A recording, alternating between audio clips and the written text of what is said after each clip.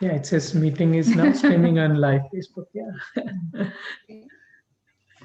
Hello, everyone. Welcome to Gift of Health weekly wellness chat. We are so glad you're here. It's been um, 1 week already. I'm Dr. Arjun Rayapudi, and this is my lovely wife, Dr. Shobha Rayapudi.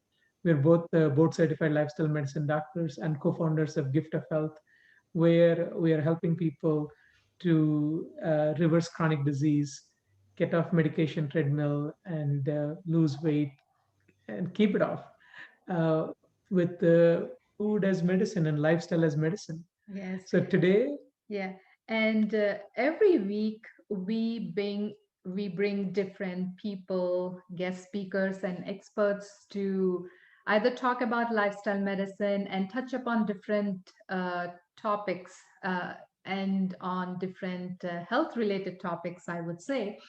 And today, like, we are really excited to have a special guest, Dr. Vaishali, and I'm really excited to have her here because I was really impressed by hearing her story, like how she helped her son uh, actually. I would say like manage a very common. I would say it's. I wouldn't say a common disease, but like a so disease. it's an inspiring to see how she helped heal her son's gut. Like he was Mhm. suffering from. We'll let her share Yes. let her share the Yeah. story. But like it's pretty inspiring to see how, as a physician mother, how she healed her son's gut. And she's a board certified endocrinologist. She's a clinical informatician, and welcome, Vaishali. Welcome on the Gift of Health Wellness chat. We are so excited to have you here. Thank you. Thank you. So I'm also very happy to join you guys. You've been doing great work in this area. And so, I'll share a story of my son's experience. So when he was in high school in ninth grade, he was diagnosed with Crohn's disease, and it was really bad. We had to keep him at home from school. He couldn't go to school for 3 months, so we had to do, home hospital program. So it was a very challenging experience for us. And at that time, as a mom who is a physician, my thinking was that I want cure. I want him to be out of this. This is going to be a lifelong autoimmune condition. What can we do? So we started with thinking about what caused this, right? Because unless we understand the cause, how do you actually treat something? And so we basically took my son to pediatric gastroenterologist, and we did all the, blood work and endoscopy, biopsy, MRIs, all the work. And whenever I ask people, what's the cause? And of course, being a physician, I read stuff too. And so there is really, it's just explained it's an autoimmune condition. We don't know really.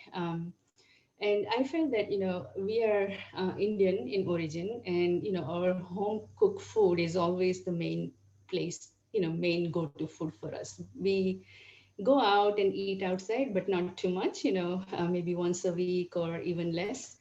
But when he became a teenager, he's like, oh, I don't like everyday Indian food. I want to, and then, he would do cross country. So coming home, he's like so tired and so hungry. So, Mama, can I have Subway? Can I have Panda Kitchen? Can I have, each and every different junk food stuff, right?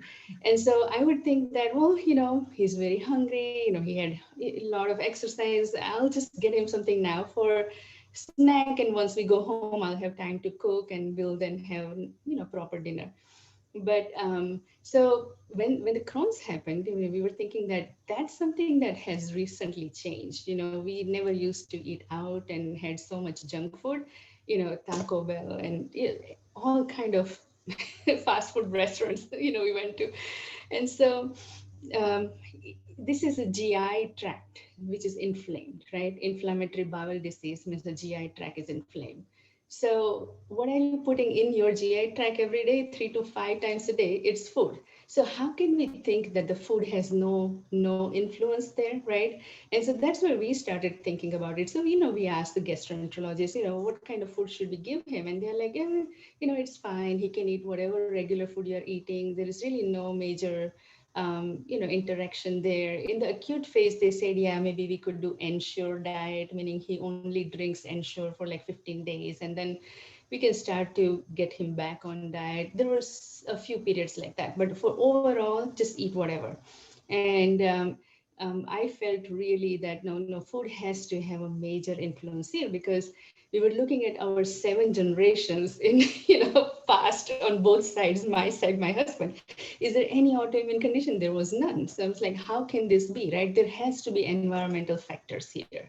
And so fortunately at that time the human microbiome project was coming out from NIH, and we get to know about this forgotten organ which is called microbiome.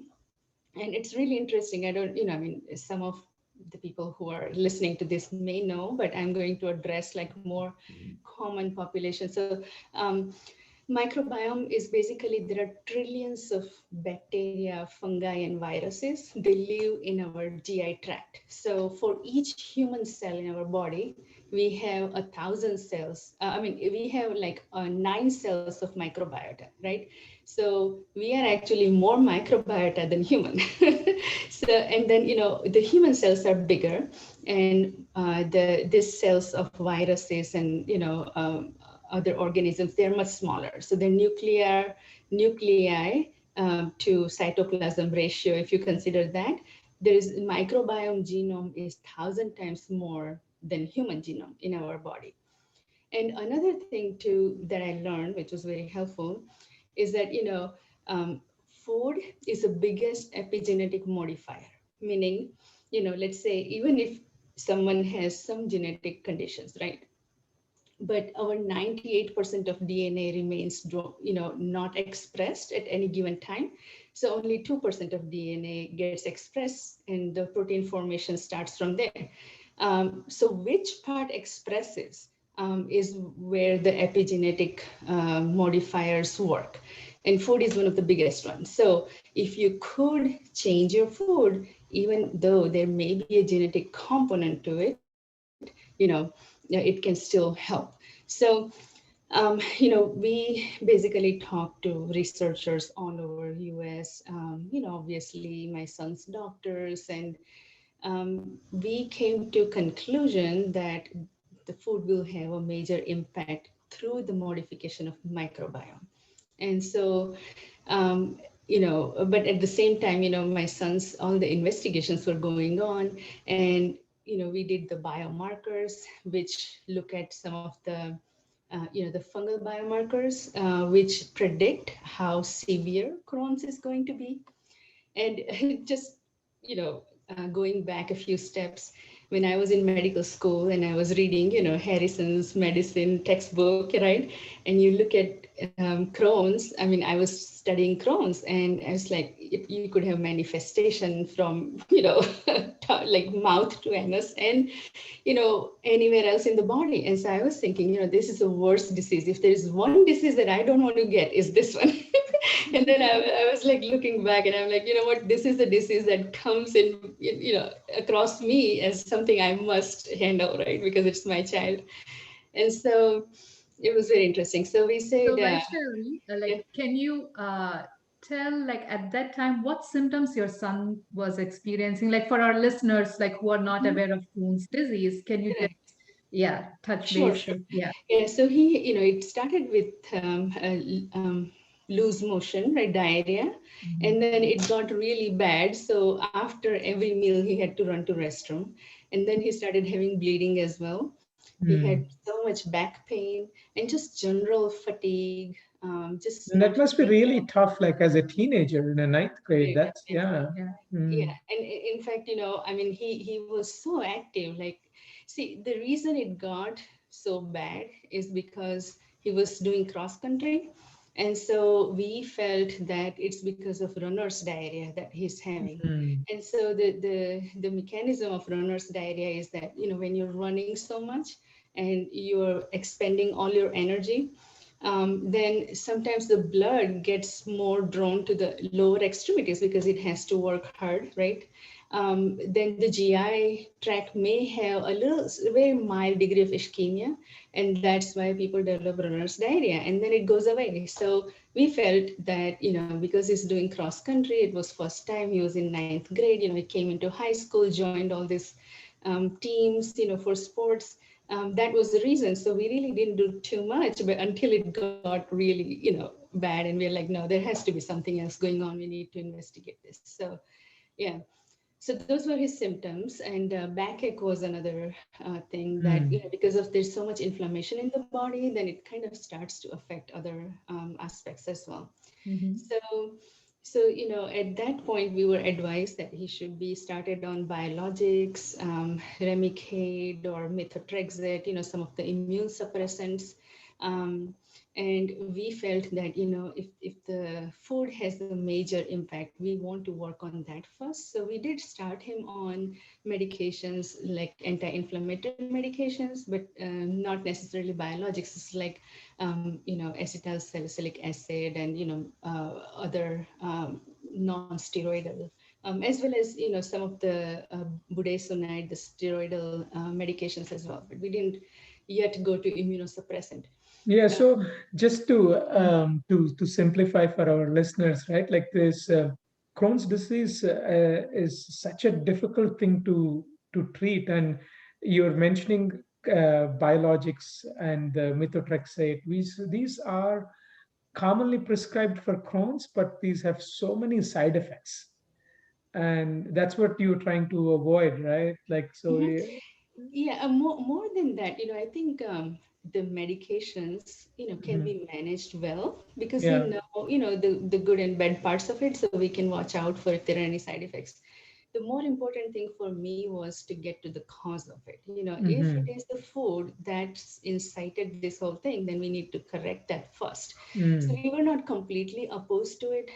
It's just that we wanted to address the food first and use Mm-hmm. food as a medicine. The other thing, that was really comforting for us and helped us make this decision to go this way was, I grew up in India, and there is a alternative medicine like Ayurveda, right? And so when I was studying, and I am actually 24th doctor in my family, so it's a whole physician family. And then my Mm. grandmother was an Ayurveda practitioner, so it would be like, Ayurveda says that every disease starts with digestion. And I used to laugh at it. I'm like, what GI system is so different than cardiovascular system, so different than nervous system. How can this be, right? I mean, and I would just go about doing my stuff. But when this thing happened, and when we got into more about the microbiome, then it started to make sense, the connection, right? So the Mm. connection is where, so this microbiome, we should think about microbiome as a rainforest, right? So so why are we seeing a lot more autoimmune conditions nowadays compared to before? And part of it is that our society has become too clean, right? So think about it as a rainforest. So imagine a rainforest that has like 300 different species, and five of them basically gets wiped out because of some fungal infection. And imagine another rainforest that has like 15 species, and both of them are very lush green. But when this fungal infection comes, just five species gets wiped out. So in the 300 different species of trees and stuff, nothing happens. It's a very small fraction gone. But the rainforest that has like 15 species only, one third is wiped out, right? So similarly, as our societies get too clean, we have less and less diversity in our microbiome. And so if something like, let's say an antibiotic treatment or something like that happens, and a portion of your microbiome gets wiped out, then you start to have this immune reaction to the bad microbiome. And another way of thinking about microbiome is there is really no good bacteria or bad bacteria.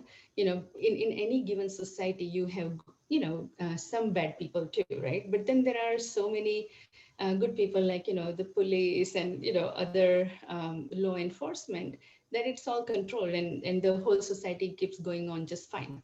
Similarly, when you have bad food, meaning, junk food, highly processed food, it creates a bad environment in the GI tract. And so that basically then starts inflammation in the GI.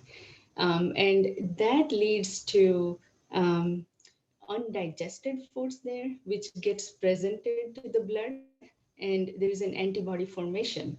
And that antibody then cross reacts with other parts of the system. And that's how we get all this different manifestation of the disease. So so that's, once we understood some of the mechanism and the interplay of microbiome, we felt comfortable, just trying to see, can we modify the food, and if that will help. So that's the approach Yeah, that that's a that's That's that's a great explanation of the mechanics. So what was his food like, and what changes you made with the food? Sure. So the food is called specific carbohydrate diet, right? And so what it is basically, if you, it has three pillars to it, right? So the first pillar is no sugar. Instead of sugar, you take honey whenever you need sweetness, right? And the reason for that, so let me first say all three pillars, and then I'll explain each one of them, right? So the first one is no sugar. Instead, you use honey. The second one is no milk. Instead, you use yogurt, like, with good bacteria, good microbiome in it.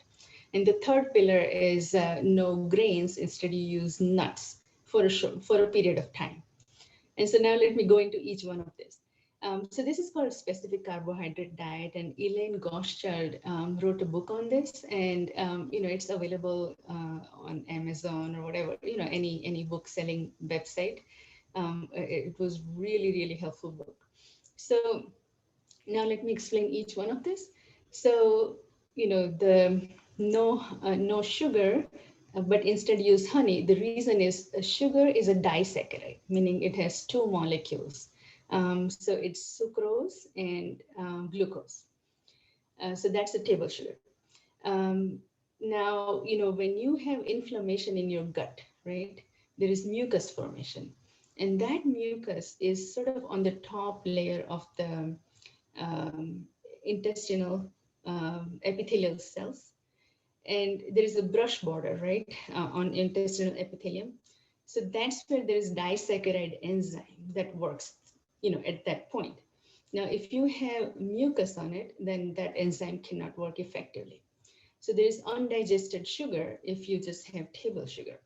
And when you have undigested sugar, then that creates a microenvironment for bad bacteria to grow. I mean, bad means, the anaerobic bacteria and other that can cause issues. So inflammation producing bacteria.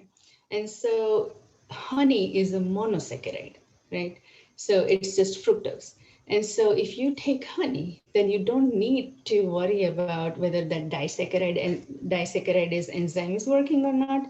And therefore it still gets absorbed in its monomer, when it gets broken down. And so it's not the, it kind of improves the microenvironment of the gut. So that's why, they say honey is very good for intestinal health, and that's the reason for that. So that's, number one. Number two was, no milk. Instead, take, yogurt. And so, and again, the reason is the lactose intolerance, right? So most of us are supposed to digest milk for 2 to 3 years of our life when we have mother's milk. And subsequently, if we continue to have milk, then the production may continue or it may go down. So people are partially lactose intolerant. But once you make it into a yogurt, Then there is, lactobacillus, so the good bacteria are there, so that helps to digest the honey, the milk, right? And that's, even cheeses, right? So cheeses are allowed on the diet, but not the soft ones like mozzarella, but the ones that are there for a very long time, so that, there is a lot of digestion of the lactose in the process. So we used to get, the cave aged cheddar, which has been there for like 11 months before, you use it. So some of these hard cheeses were allowed. And then the third component to this is no grains. And the reason again is that, there has been so much evolution in the grain protein composition. So, everybody wants high protein stuff nowadays. And so if you compare a kernel of wheat now versus kernel of wheat like, a long time ago, like 100 years ago, there is a much higher content of protein in the wheat kernel now, right? So it's not necessarily that they have, you know, gluten, intolerance, but it's more like sensitivity. And so the idea is to provide very nutritious food with nuts, right? So I used to use almond flour, walnut flour, pecan flour, all these nut flours to make cake, cookies, the burrito wrap, all kind of things, pizza. So there is like really amazing variety of recipes available for this diet, and I'm pretty sure for any kind of diet there are a lot. People are just so creative, and so we decided to start this diet and see how it goes. So the thinking is that if you have formed antibodies to undigested food like oligomer, dimer, because of the inflammation, you're not able to digest it, and therefore it gets presented to the blood. And blood is not supposed to see undigested food coming through, and because of swelling, inflammation, there is a high permeability of the blood vessels in the intestine. And so the blood gets presented with the oligomer, which we are not supposed to have as part of absorption. The absorption should be at the level of like monomer and very, very small molecules. But because of all this, everything else that's going on with, inflammation, it can be presented to the blood, and that incites the autoimmune reaction. So I think that human body is not so stupid to attack itself, right? It's actually attacking the bad microbiome, and that's the autoimmune condition that we think. So I think that our thinking on autoimmune conditions are really evolving, and it's going to, we will see a lot of progress in this field. Yeah. So, Vaishali, what would you say your son was eating before this, his before the diagnosis of Crohn's, and what happened when he changed his foods? Like, what happened with disease? Sure. Yeah, so he was eating all kind of junk food, and the regular food as well, pizzas and burgers, and our Indian food, and he was just eating everything, right? He was a teenager and loved food. So we were a bit concerned that he may not do the diet properly, and we have to really understand how this thing works. And so the diet has to be followed to the letter, right? So for example, let's see, these antibodies are usually IgG antibodies, right? So IgG antibodies have a half-life of about 6 months. And so half-life meaning, how long does it take for the concentration of, whatever you're working on for half-life gets half in your blood. So so one half-life, let's say, is 6 months. So 6 months later, whatever you started with will be half. Then another 6 months later, it will be 1/4. Then another 6 months later, it will be like, 1/8. So it's exponential. So you had to wait for about 5 half-lives for for our body to forget about that, immune insult. So the diet has to be done for like 2.5 years. And so that was, our thinking on this, that, we were like, how long do we do this, right? And so um, when you go on internet, it kind of gives you all different kind of, timings. And we said, well, if we think about how long the antibody will remain in the system, we should be doing this for 2.5 years. So we explained this whole thing to my son, and he understood the rationale why the diet has to be followed to the letter. So it's not like you did it for like, you were so good for 6 months or even a whole year, and you're like, okay, today is my birthday, I've been so good, just one slice of pizza I'm gonna have. That doesn't work. It's like an immune dose, to the in vaccine, how we give immune, the booster dose, right? And then your antibodies level go up. Similarly, if you just ate one meal that you're not supposed to eat, then everything you did is gone, right? So we explained this to my son, and he's like, no worries, I don't want this disease, I will do exactly the diet properly for 2.5 years. And so we did it. And what we did was, in the beginning, in fact, we took this very seriously, because his condition was, he was so symptomatic. So I took off like 2 months from my work. My husband took off 3 months. We both were like researching these things, and we were doing, writing the recipes down. We would make like at least 3, 4 different kind of food for my son, and see which one he likes, which one he doesn't like. So it's a lot of work involved. But our motivation was that if he continues with this, right, for the rest of his life, then it's going to be so much more work later on. But if we pay attention now while he's adolescent, and again, during puberty, our system is going through so much change. So you could reverse things easily during puberty time, right? Because whatever was wrong, could be corrected, because there is such a high cell turnover at that time. So we took it pretty seriously, and so my son did too. And we would write down, every day, what he ate, how many bowel movements did he have. There's a PDAI score for Crohn's. We wrote down scores every day, how it's moving. So we started seeing trends. If there is any particular food that didn't agree with him, you will see increase in bowel movement. And so that gives you an indication. Sometimes there's a delayed response. So you have to go back like 3 days or so to see, what did he eat 3 days before? That's not today he is having this issue, right? We also did some of the research testing,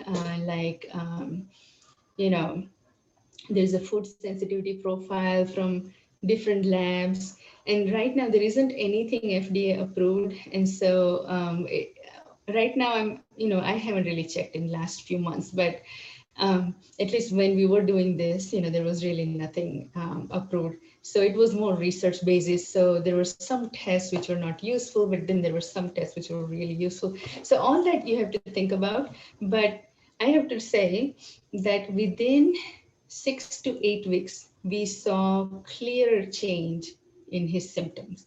And 3 months later, we did his endoscopy again, and complete clearing of his, inflammation, which was visible, and by biopsy. So because again, the GI lining is turning over faster, especially in puberty, and we were being very strict with the whole thing.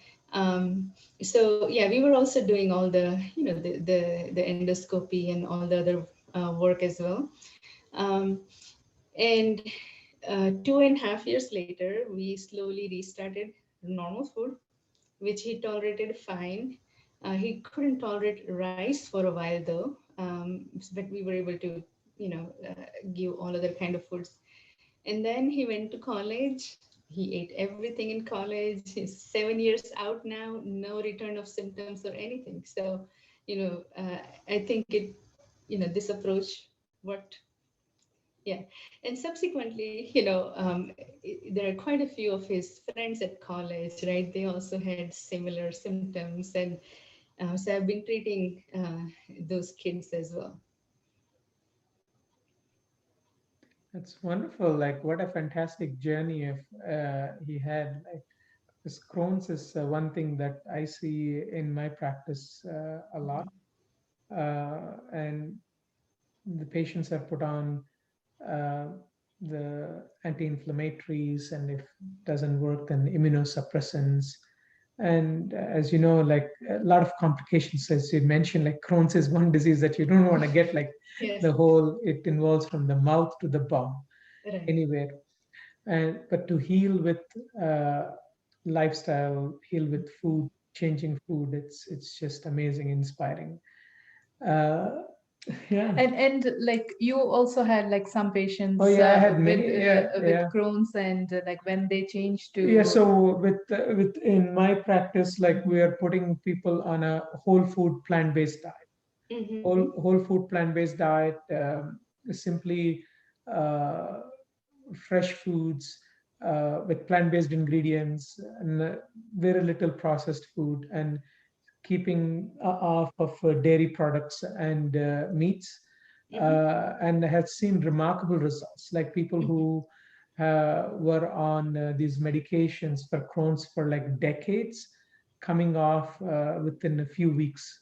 Mm-hmm. There is an interesting study that was published in World Journal of Surgery on this.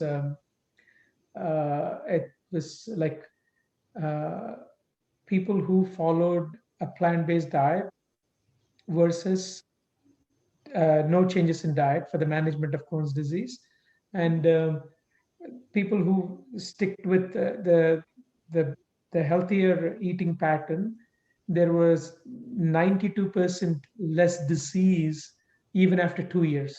But Mm-hmm. people who didn't make any changes, they were frequent flyers. Almost like 80% of them, they came back with the repeated admissions to the hospital within next we few months. For any listeners, like if you want to look into it, like if you go to nutritionfacts.org, that is by Dr. Greger, and you type in Crohn's disease treatment with diet, and there is a 4-minute video that I share this video with almost all my patients who with Crohn's disease, because as a physician, like it's hard to like get this point across in our Mm-hmm. 10-15 minute clinic visit. But the short video, I found it very helpful, Mm-hmm. just where he quotes that study. Mm-hmm.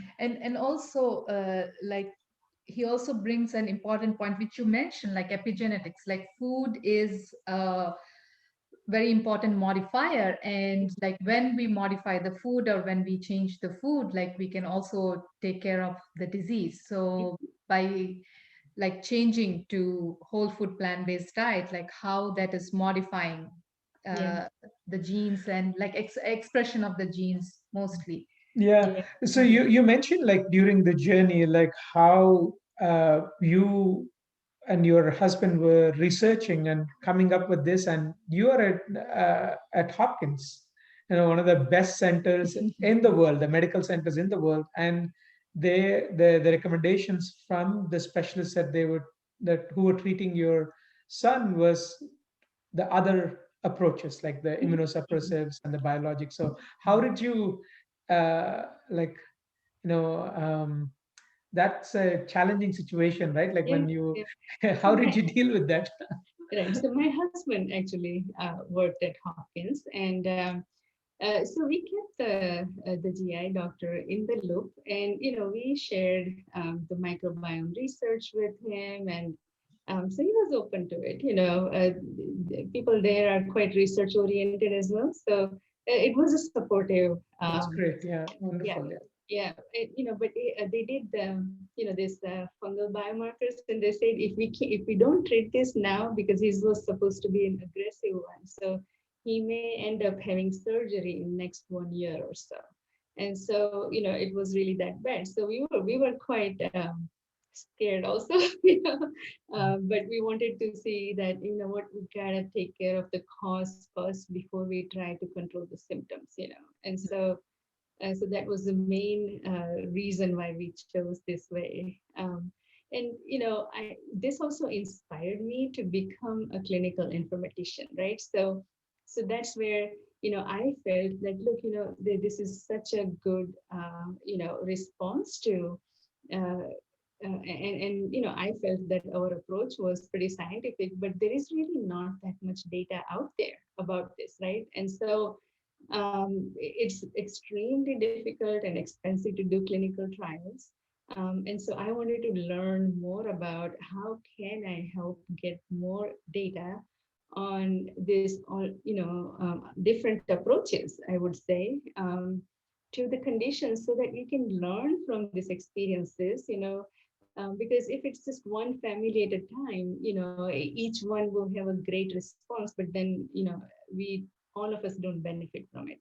And so I decided to really learn and get into. We are in the age of data revolution right now, so why not learn how can we do this? And so I'm quite excited about it, and hoping that soon. I just got recently board certified in clinical informatics, and we can learn from this, because what I feel is that sometimes when we try to look at different modalities of treatment, right? The Western medicine, the Ayurvedic medicine, the Chinese medicine, each one of them have different philosophies, right?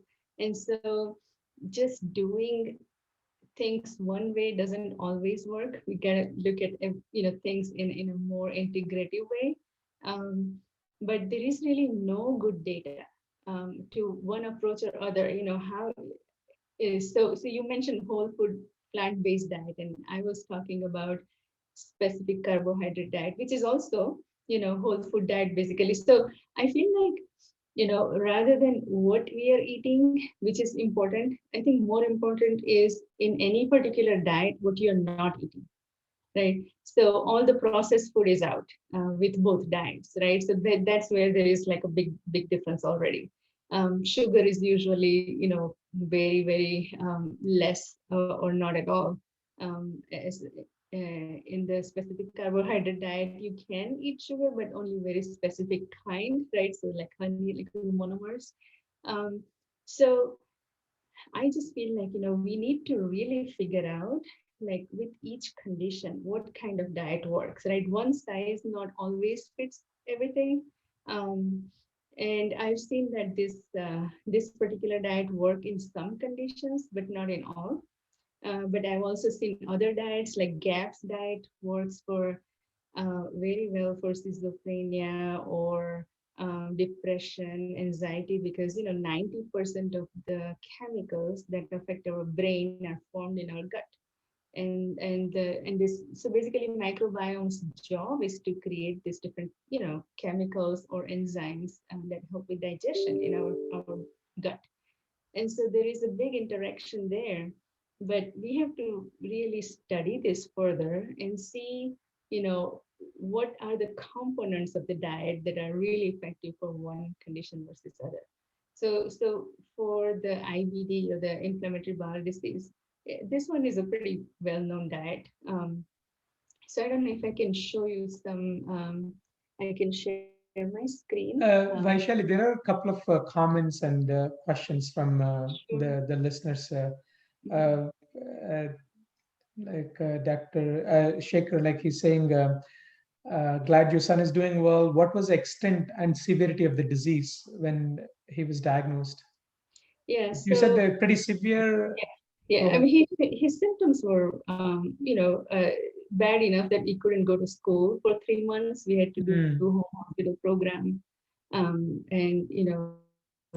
I can. This is now what 7 8 years ago, so I don't remember exactly the score for the PDAI score, but he was, on a severe side, and the biomarkers indicated that the Crohn's is aggressive. yeah, so he was asking that, like, did you monitor biomarkers like Mhm. CRP or fecal calcium? Yeah, protecting. he speaks of calprotectin was in thousands. It was like Okay. So and it like was so it was high before and was after. mhm, How was it after the CRP and the fecal count? completely normal. Yeah. Normal. Okay. Hmm. Yeah. Yeah, That's so that normal. has been. Yeah, it took like several months to normalize it. You know, Yeah. but it became completely normal later. Yeah. Mm. Yeah. So So one story that really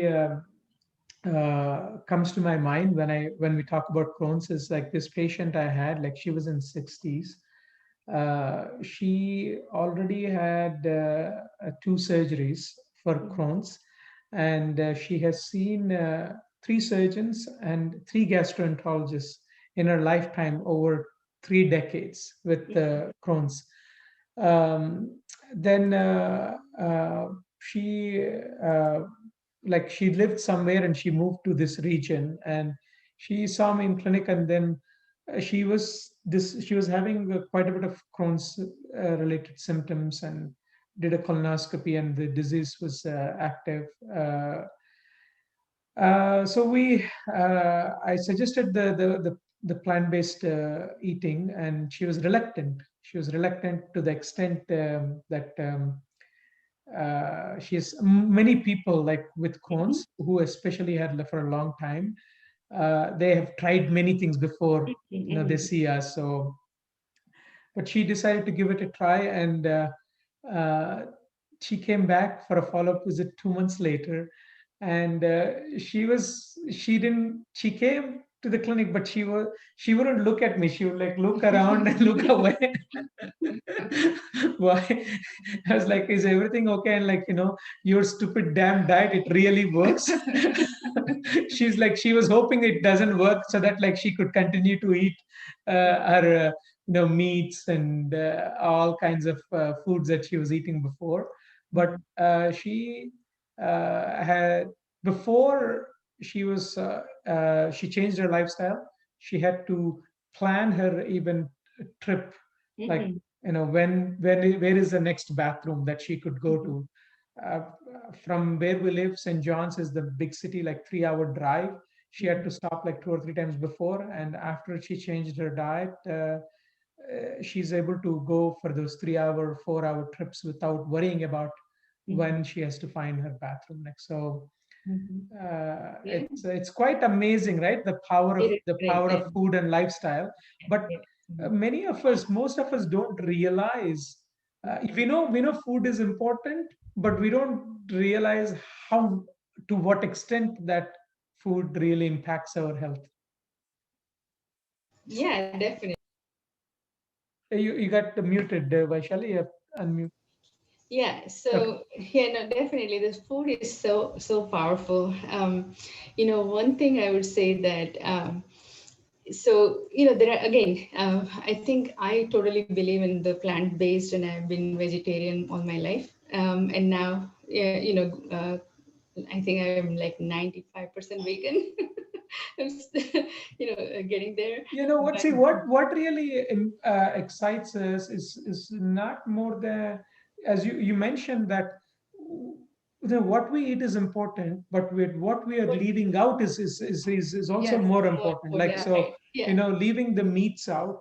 Meat is a huge inflammatory thing for the Mhm. gut. Leaving the meats out, including chicken and fish, these are so inflammatory. And then leaving the processed foods out. So, which Exactly. like if we cut out the processed foods, if we cut out the meats, that from a standard American diet, you Oh, yeah, change the diet that to like this is a huge step. Like so, as like what we care mostly is you getting like in general what we say is like you getting better if you're mhm. getting foods to like 90 to 95% plant based. That is much better than Exactly. eating That, otherwise. Yeah. yes, yes. And so, I would mention that the specific carbohydrate diet doesn't, say no to meats. You can still eat meats and, things like that. It's a different It's a different approach. philosophy, Yeah. right? Hmm. And so that's what I think. It's more what you don't eat rather than what you are eating. Hmm. In any particular diet. But again, that's what I feel, that we really need to study this further, and have more consistent data, so we can really learn what the differences are, and what are the really crucial factors that's helping here in terms of diet. Yeah. Yeah, that's the it's we need that research, Mm-hmm. because with you and your husband like having interest and exploring in it, and we found lifestyle medicine, we found the plant-based nutrition like through our interest, right? This is not something that we learned in Mm-hmm. our education and training, right? Like medical Yeah. Oh school yeah, education and training. Yeah. absolutely. So we need more people Mhm. like you, like Thank who you. And who can distill the clinical information and like clinical And data. clinical informatics, which is exciting. And Mhm. yeah, Yeah, so yeah. it, it's really this field of clinical informatics is so interesting, because you can apply the new technologies like artificial intelligence and things like that, proteomics, genomics, to really understand what is the response, and maybe different people react differently to different food too. So if we can understand that, the personalized medicine too. So there is a lot of uh, rapid advance in this field going on. There are some companies doing things based on the microbiome analysis, recommending foods and things like that, right? So there are quite a few people looking at it. I think we just need more awareness within our physician communities and patients too, right? That the diet can be really effective. Yeah.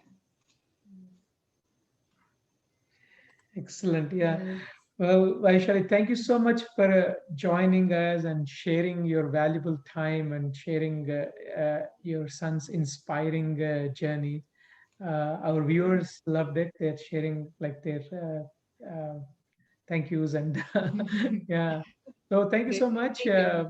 Yeah. Uh, I can share, the my screen maybe. Let's see. Host has disabled. Okay. How Okay. about because I think if I can show the website, people can benefit from it too. Okay. So Yeah, and again, I have no financial conflict of interest or anything with this, but we just have benefited from it. So, yeah. um, So now try Vaishali if you're you able can to share your share your screen. Yeah. screen. okay, great. Yes, I can see that now, and I'm going to try to find out. Hmm, it doesn't really even show up. Um, Like oh, there do you go. I okay. think if I say this one, Yeah, it's yeah, okay, and You can see your screen. Yeah. yeah. Go ahead. yeah, okay, there you go.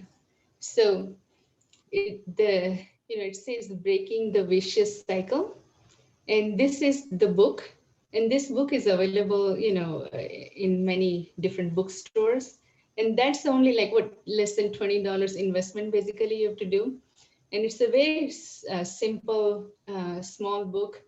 And then whenever we went for grocery, we would just on our phone we'll just bring up this website. It says legal illegal, Mm-hmm. and it will tell you what you can eat and what you cannot eat. So for example, almond butter you can eat, almond milk you can have, that's legal, but you should not have agave syrup, right? So that's illegal. So anything that I wanted to buy, like I would just look at it based on like, can we have cabbage? Yes, we can have that. Can we have cannellini beans? No, you can't.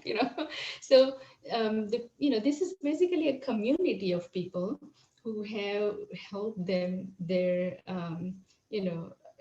condition, both ulcerative colitis and Crohn's. They have really helped build this website. So there are lots of, like, what is the diet, what's the science behind the diet. So all that is explained here, and lots of recipes. So it's a great resource. Yeah. Seems like a wonderful, like extensive resource. Yeah. Yes. Thanks for sharing. Yeah, sure. Thank you. It's wonderful. Yeah. Well, thank you once again for joining. We want the viewers to like understand that, hey, Crohn's disease is something that can be reversed by changing your diet and lifestyle. And the thing is, I can see some comments. Hey, a plant-based diet doesn't have yogurt or honey in it, and but this one, the specific carbohydrate diet, has some yogurt and honey in it. There may be some differences, but you look at the similarities. Mm-hmm. Your best bet is look at the similarities. Like if you look at the specific carbohydrate diet, you bet like it's much more plant-based than a Oh standard yeah, American diet, right? exactly. Standard Newfoundland diet. So you focus on what is more common rather Mhm. than what is not uncommon. And any diet is much more healthier the more it is plant based. Yeah. Yeah. So Yeah, that was our main thing, yeah, the most important things. I think more than 80% of what my son ate was fruits and vegetables. That's it. yeah, yeah, Yeah. fruits. So focus on the what's common, and also we shared in the comments, like look up the resources, nutritionfacts.resources, and Dr. Gregor's video link as is there. Yeah. Mhm. So good. So we're coming to the top of the hour. Thank you so much for joining, and we will. We Yeah. can't wait to Thank, see you uh, next time. yeah. Thank you. Thank you. Thank Thank you you. for doing this, talk series. It's very helpful. Thank you. Wonderful.